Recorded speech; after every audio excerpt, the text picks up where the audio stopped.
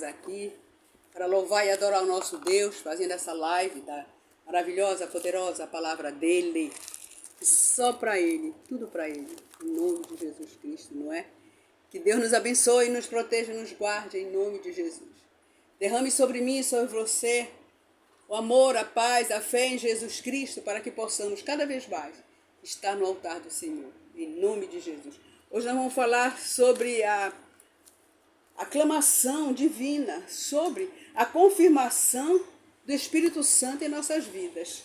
Nós sabemos que nós temos o Espírito Santo. Agora, uns confirmam isso, outros ainda têm dúvida que o Espírito Santo está aqui conosco, não é? Mas nós sabemos que o Espírito Santo de Deus está comigo e com você, em nome de Jesus. Nós estamos falando sobre as declarações diretas de pessoas que reconheceram a presença do Espírito Santo. Simeão, um morador de Jerusalém, justo, piedoso. Você lembra dessa história dele? Ele era piedoso. Ele recebeu o Espírito Santo de Deus, a revelação de que não morreria antes de ver o Messias. A promessa cumpriu-se, conforme a orientação do Espírito Santo, em Lucas capítulo 2, versículo 25. Lucas 2, capítulo 25. Vamos ver aqui, confirmar na palavra de Deus. Lucas 2, capítulo 25. O livro de Lucas está aqui, já estamos chegando no livro de Lucas, capítulo 2, versículo 25. No versículo 25 diz assim: Simeão, a história de Simeão. Havia em Jerusalém um homem cujo nome era Simeão.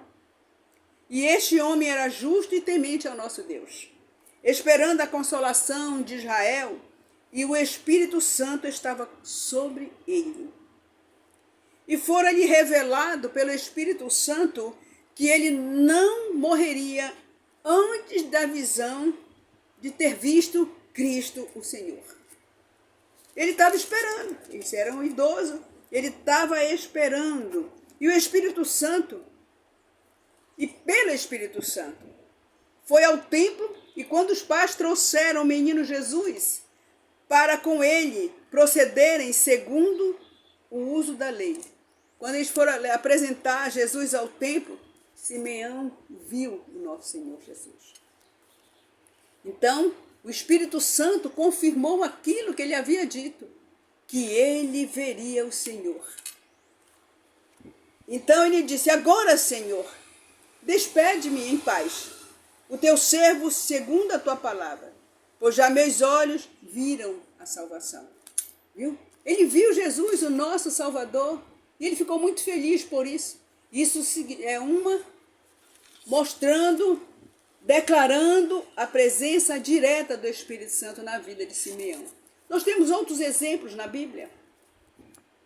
Pedro também teve essa declaração com a divindade do Espírito Santo, na presença ao declarar que Ananias e Safira, eles estavam pecando contra o Espírito Santo, porque eles venderam uma herdade, venderam uma propriedade, e eles iam ofertar, e ao ofertar na casa do Senhor, eles negaram o valor da propriedade. As associações do Espírito Santo com os demais membros da Trindade são tão estreitas, em diferentes tempos. Ele tem sido chamado em tempos diferentes. O Espírito de vosso Pai e o Espírito de Cristo. Mateus 10, 20. Vamos ver Mateus 10, 20? Vamos ler Mateus 10, 20. Vamos ver o que está dizendo Mateus 10, 20. Porque o Espírito Santo de Deus, ele está aqui comigo e com você. Quantas experiências, amados e amadas, vocês já não tiveram com o Espírito Santo? Eu mesma já tive várias experiências com o Espírito Santo. E o Espírito Santo, ele já tem feito algumas revelações para mim. Quando eu estive muito doente desse segundo câncer, eu falei para Deus: Senhor, minha vida é tua. A minha vida é tua. Faz o que te apraz na minha vida. O que o Senhor quiser, fizer, para mim está ótimo, porque eu sou tua serva. Faz o que te apraz. O Espírito, não, calma. Ainda não é para a morte essa doença. Espere no Senhor. E eu clamava de manhã, de tarde, de noite, nas caladas da noite, por Deus, pela presença do Espírito Santo, para me fortalecer, me renovar, me edificar, para passar pela adversidade. Então, o Mateus 10, 20 nos diz isso, que e em Mateus capítulo 10, vamos ver aqui, 10, 20, diz assim: porque não sois vós quem falará, mas o Espírito de vosso Pai é que fala em vós. Quem fala em nós? É o Espírito de Deus, é o Espírito do nosso Deus e Pai, que fala em mim, que fala em você. Ele está aqui agora comigo e está com vocês. O Espírito Santo está aqui direcionando essa mensagem da palavra de Deus, porque tudo nós fazemos no comando do Espírito Santo. Ele que nos dá essa porção de ensinamento para falarmos dessa palavra maravilhosa. Eu passei por uma adversidade muito séria, estou passando, mas agora teve um refrigério. Minha filha saiu do hospital ontem e ela estava ainda muito estressada, muito nervosa. E afeta toda a família, a irmã que mora ao lado da casa dela. E à noite conversamos com o Espírito Santo, conversamos com a irmã dela. Calma, tudo vai ser resolvido.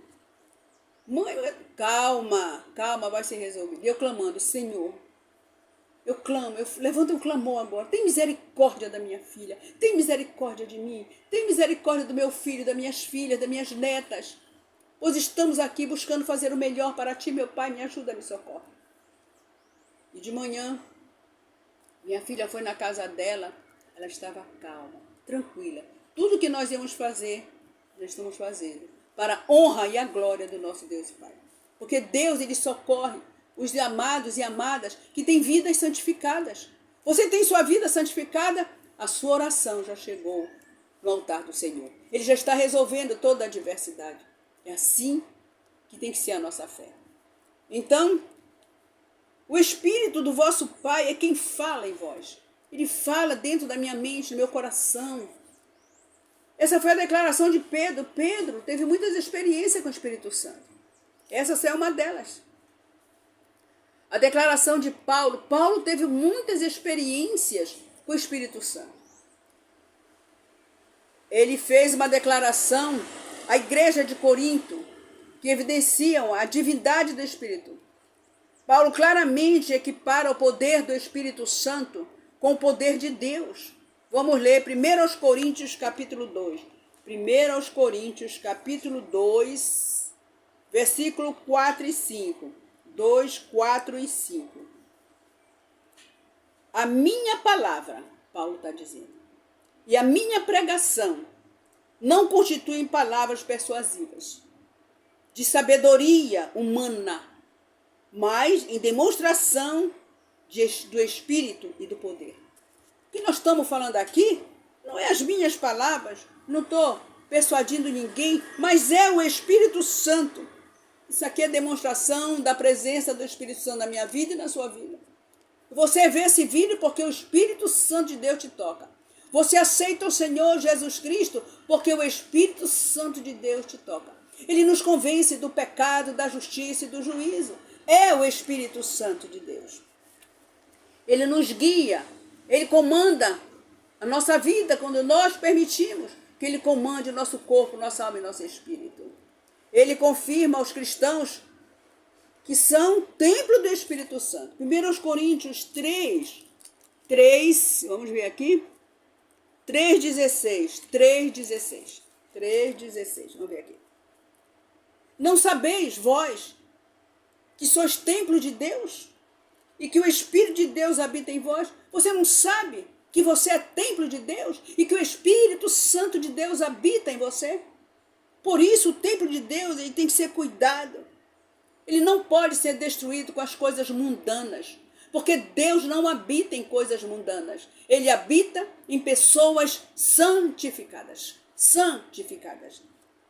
Ele está nos ensinando aqui, em 1 Coríntios 16, se alguém destruir o templo de Deus, que é o nosso corpo, Deus o destruirá. Porque o templo de Deus que sois é santo. Nós não podemos nos contaminar com as coisas do mundo. Eu não posso ser de Deus e beber bebidas alcoólicas. Eu não posso ser de Deus e sair dançando carimbó, saindo dançando carnaval, seguindo esse parvulagem. Eu não posso fazer isso. Meu corpo é templo do Espírito Santo de Deus. No passado, eu já fiz essas coisas. Mas hoje não faço mais, porque sou o templo do Espírito Santo de Deus. Minha vida é santificada a Deus. E eu tenho o Espírito Santo de Deus. Você também, amados. Vocês, amadas, amados, tenham o Espírito Santo de Deus. O seu corpo é templo do Espírito Santo de Deus. Eita, poderoso! Por último, declara que o véu da incredulidade dos judeus pode ser removido pelo Senhor, pelo Espírito Santo de Deus. Segundo aos Coríntios, capítulo 3, segundo aos Coríntios, vamos já ler aqui. Segundo aos Coríntios, estamos chegando, 3, estamos no 3, versículo 17 e 18. Ora, o Senhor é Espírito, e onde está o Espírito do Senhor, aí há liberdade. Então, nós temos liberdade com Jesus Cristo. Mas todos nós, com cara descoberta, refletindo como um espelho a glória do Senhor, somos transformados de glória em glória, na mesma imagem, como pelo Espírito do Senhor. Nós somos todos os dias transformados. Todos os dias nós temos que estar nos arrependendo do nosso pecado, porque nós pecamos de vários modos, várias maneiras. No olhar, no ouvir, no cheirar, no falar, no vestir, no calçar. Podemos pecar de vários modos. Então, todos os dias nós devemos pedir perdão dos nossos pecados, para que possamos ser transformados de glória em glória. Isso, a nossa transformação é um processo de todos os segundos da nossa vida. Oh, glória! Mas Jesus Cristo é o único assunto no ministério de Paulo e deve ser o único assunto em nosso ministério. Devemos ter os ministérios de paz, de amor. Devemos ter os frutos do Espírito Santo. Devemos ter ministério de amor, de reconciliação, de submissão. Oh, Deus maravilhoso, muito obrigado. Obrigada por todas as maravilhas, visíveis e invisíveis. O Espírito Santo de Deus habita em mim, habita em você, habita em nós. Garantindo não só a sua presença permanente, como também habilitando cada um de nós para realizarmos a sua obra. Ele é o consolador, ensinador e guia a nossa jornada de fé e obra de Deus. Ele é o nosso comandante, Ele é o nosso guia, nosso mestre que nos comanda. Pai amado, Pai querido, muito obrigado por essa palavra tão maravilhosa que o Senhor nos deu. Que o Senhor nos abençoe, derrame sobre mim e sobre você sabedoria dEle, amor, paz, fé. Muito obrigado, Pai. Pai maravilhoso, Pai poderoso, em nome de Jesus, amém. Seja feliz, abençoado.